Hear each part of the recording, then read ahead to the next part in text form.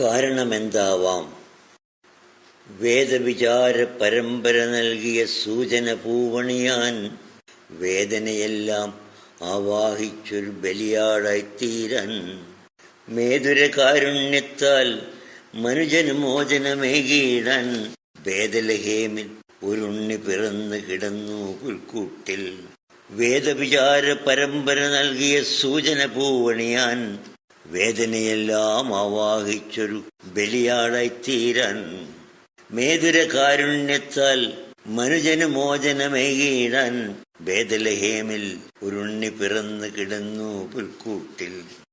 മാതാവന്ദിത കന്യാമറിയത്തിന്റെ മടിത്തട്ടിൽ ചേതോഹരന കൺമണി കുഞ്ഞിക്കണ്ണു തുറന്നപ്പോൾ വാനവ ദിവ്യമഹോജ്വല തേജസ്സുലയിൽ പുൽക്കുടിലിൽ മനത്തായി അത് ബിംബിച്ച് അന്നൊരു താരകമുണ്ടായി.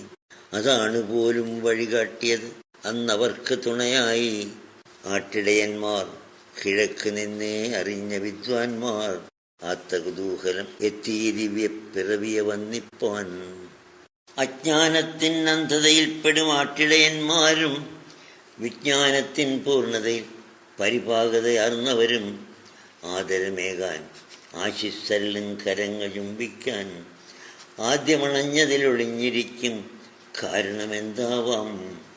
എനിക്ക് തോന്നുവതിങ്ങനെ, ഒന്നിലും അഹങ്കരിക്കാത്തോർ വിനീതരത്രേ വിജ്ഞാനികളും നിരക്ഷരന്മാരും. എനിക്ക് തോന്നുവതിങ്ങനെ, ഒന്നിലും അഹങ്കരിക്കാത്തോർ വിനീതരത്രേ വിജ്ഞാനികളും നിരക്ഷരന്മാരും.